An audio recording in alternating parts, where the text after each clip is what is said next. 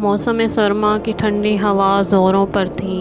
मर्द और औरतें, बच्चे और बूढ़े, दुकानदार और गाहक सब ऊनी मलबूसात पहने अपने अपने कामों में मसरूफ़ थे। इसी दौरान अपनी बिल्डिंग की चौथी मंजिल पर बैठे बुज़ुर्ग का जी चाहा कि वो भी कायनात के फितरती हुस्न का नज़ारा करें। चनाचे वो अपनी व्हील चेयर को शीशे की विंडो के करीब ले आया और साफ़ और शिफाफ नीलगू आसमान पर तैरने वाले सूरज की तपिश से अपने सर्द जिस्म को गरमाने लगा। तो यूं ही कोई सफ़ेद बदली सूरज के सामने आती तो इसका दिल कमला जाता, और जब वो पीछे हट जाती तो इसका दिल बाग बाग हो जाता और वो कहता, मेरे मौला तेरा लाख लाख शुक्र है। इसी दौरान वो बर्क रफ्तार कारों और सवारियों से भरी हुई बसों और पुररौनक दुकानों की तरफ देखने लगा। भी वो इस खुशनुमा मंजर का नज़ारा कर ही रहा था कि अचानक उसकी निगाह सामने वाली बिल्डिंग की छठी मंजिल के बैरूनी हिस्से पर पड़ी, जहां एक मज़दूर उसे ज़मीन और आसमान के दरमियान लटकता हुआ यूं नज़र आया कि वो ज़मीन पर औंधा गिरने वाला है। इसने देखा कि इस बेचारे ने हलाल लुक़मे से पेट की आग बुझाने के लिए कमन से अपनी कमर बांधी हुई है और इसके ज़रिए 8वीं मंजिल से लटक कर छठी मंजिल के बैरूनी हिस्से की रगड़ाई कर रहा है। खून मुंजमद कर देने वाली शदीद ठंडी हवा इसके जिस्म से आर पार हो रही है। इसे एक हाथ से कमन पकड़े और दूसरे हाथ से रगड़ाई करते देखकर इस बूढ़े बुजुर्ग का दिल दहल गया कि खुदा न खास्ता अगर कमन टूट गई या सर्दी की वजह से इसका हाथ छूट गया तो ये मिस्कीन औंधे मुंह गिर पड़ेगा। लिहाजा इस बुजुर्ग ने अल्लाह से दुआ मांगनी शुरू की कि वो इसे खैर व आफियत से मंजिल मकसूद तक पहुँचने की तौफीक अता फरमाए। मिस्कीन मजदूर कमन को दोनों हाथों से थामता हुआ हाँफता कांपता आहिस्ता आहिस्ता 8वीं मंजिल की तरफ चढ़ने लगा। इस दौरान इसके हाथ सुर्ख और सर्द हो रहे थे और बदन कांप रहा था। अगर रहमत खुदावंदी इसका साथ न देती तो इसके हाथ से कमन छूट जाती या टूट जाती तो इसका ज़मीन व आसमान के दरमियान लटकता हुआ बदन धड़ाम से ज़मीन पर गिर पड़ना था। बहरहाल अल्लाह ने इसे सलामती के साथ 8वीं मंजिल तक पहुंचाया। फिर वो नीचे उतरकर अपनी कारकर्दगी की उम्दगी देखने लगा और अगले दिन के काम का प्रोग्राम बनाने लगा। सारा दिन काम करने की वजह से इस मिस्कीन के आज़ाए बदन चूर चूर हो चुके थे और ये थोड़ी देर सस्ताना चाहता ही था कि मगरिब की अजान हो गई तो ये करीब वाली मस्जिद में नमाज़ पढ़ने चला गया। बूढ़े बुजुर्ग ने भी नमाज मगरिब की तैयारी शुरू कर दी और इस सिलसिले में इसकी नौजवान पोती ने इसकी मदद की। इसने इसे वज़ू कराया और इसकी व्हील चेयर को क़िबला रुख कर दिया। बूढ़े बुजुर्ग ने अपनी नातवानी और कमज़ोरी की वजह से कुर्सी पर ही अपने कमरे में नमाज अदा की और दोबारा अपनी व्हील चेयर को शीशे की खिड़की के सामने करके बैठ गया और मिस्कीन मजदूर की राह तकने लगा। इस बात से बड़ी खुशी हुई कि नौजवान मिस्कीन ने अपनी थकावट को बलाए ताक रख कर अल्लाह का हक भी अदा किया और अपने आजिर की खैर खाही में भी कोई कसर न छोड़ी। चुनाचे इसने देखा कि नौजवान मिस्कीन मजदूर मस्जिद से निकलकर बिल्डिंग के सामने बेकार लकड़ी के टुकड़े और दरख्तों के खुश्क पत्ते और सूखी घास के तिनके इकट्ठे करके उसे आग लगा रहा है ताकि इसे सेंक कर अपने ठठरते बदन को हरारत पहुंचा सके और इसके अंगारों से अपनी ठंडी ख्वाबगाह को गरमा सके। अभी वो बेचारा आग सेंकने बैठा ही था कि इसके सामने एक लंबी कार आ खड़ी हुई और इससे एक गंजे सर वाला साहूकार बाहर निकला। इसने हकारत के साथ इस मिस्कीन मजदूर को देखा और बोला, तू कितनी देर से आग ताप रहा है? मुझे यकीन है कि सारा दिन आग ही तापता रहा है और ज़रा बराबर काम नहीं किया। मजदूर ने कहा, नहीं जनाब, अगर आप दिन को चक्कर लगा लेते और मुझे काम करते देख लेते तो आपको यकीन आ जाता कि मैंने बहुत काम किया है। कंस्ट्रक्टर ने कहा, तुम मेरे साथ बहस करते हो और मुझे बेवकूफ़ बनाते हो। मजदूर, नहीं जनाब, मैं सच और हक बात कहता हूँ और सिवाय अल्लाह के किसी से नहीं डरता।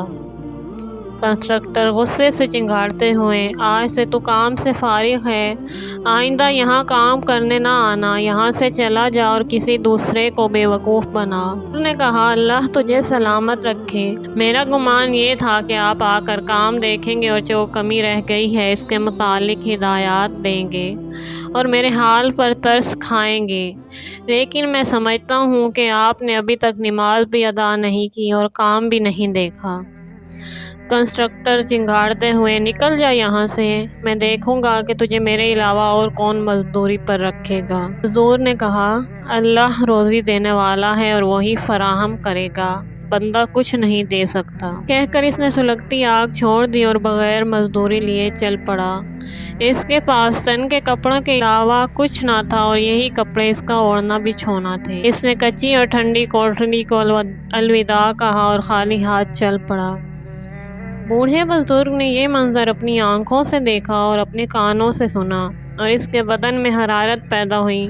وہ اس صورتحال کو برداشت نہ کر سکا۔ اس نے اپنی نوجوان پوتی کو آواز دی، بیٹی ادھر آؤ اور اس نوجوان کو بلاؤ جو سڑک کے کنارے کنارے جا رہا ہے۔ پوتی، دادا جان، میں اسے کیسے بلا سکتی ہوں، وہ تو اجنبی نوجوان ہے۔ دادا نے کہا، بیٹی جلدی کرو ورنہ وہ آنکھوں سے اوجھل ہو جائے گا۔ نوجوان پوتی جلدی سے لفٹ کے ذریعے نیچے اتری اور مسکین مزدور کے پیچھے تیزی سے دوڑنے لگی اور اسے راستے پر جا لیا اور اس سے کہنے لگی، معاف کرنا مسلمان برادر، میرے دادا آپ سے ملنا چاہتے ہیں، آپ اس کے پاس چلیں۔ نوجوان حیرانی سے، مجھ سے ملنے چاہتے ہیں، حالانکہ میرا اس سے تعارف ہی نہیں۔ معاف کرنا بہن، وہ کہاں ہیں اور مجھے کیسے جانتے ہیں؟ لڑکی، وہ آپ کو جانتے ہیں اور آپ سے ملنا چاہتے ہیں۔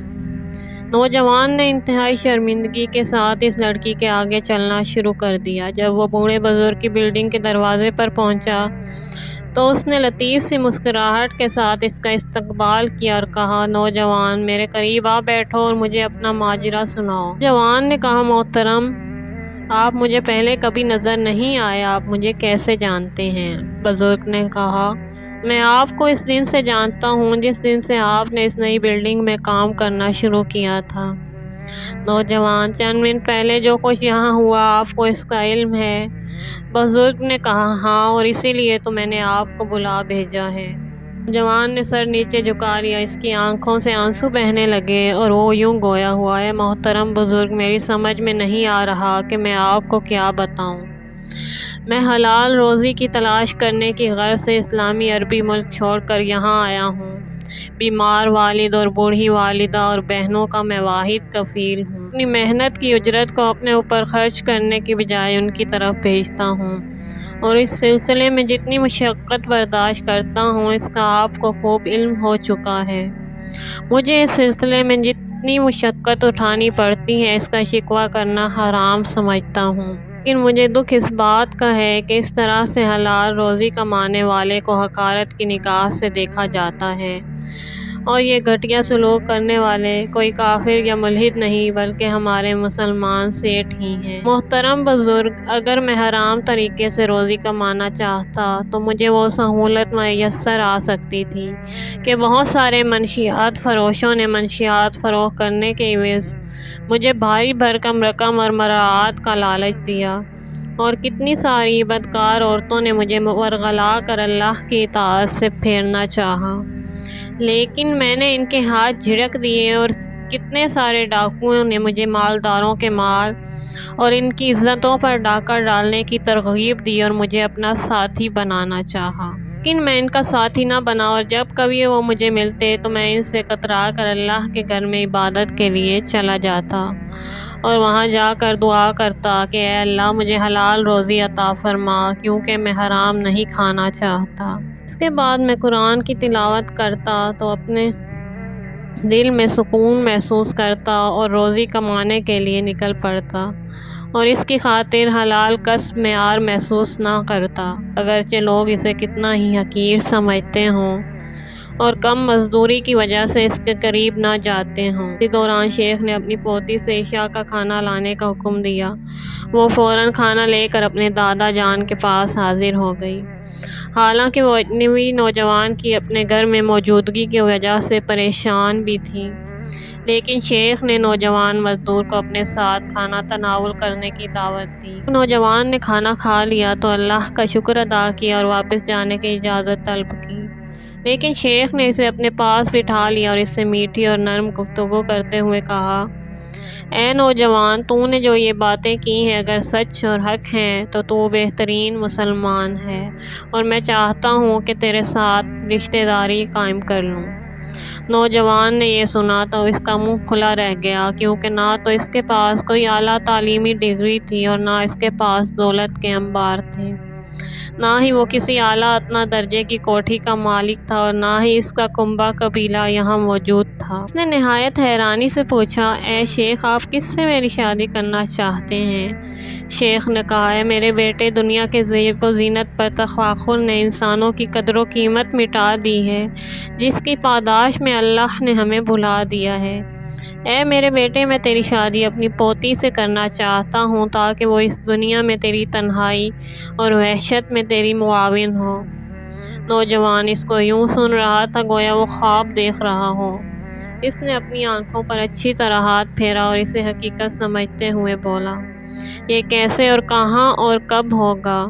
شیخ نے کہا، انشاءاللہ صبح ہم رجسٹرار کو بلا کر رجسٹر کروا لیں، آپ یہیں رات بسر کریں، لیکن عقد سے پہلے لڑکی سے اس کی موافقت ضروری ہے۔ اس کے بعد شیخ نے اپنی پوتی کو بلایا اور پوچھا، بیٹی، اس نوجوان سے شادی کے متعلق تیری کیا رائے ہے؟ اس نے حیا سے اپنی نگاہیں زمین پر گاڑ دیں اور خاموشی سے رضامندی کا اظہار کر دیا۔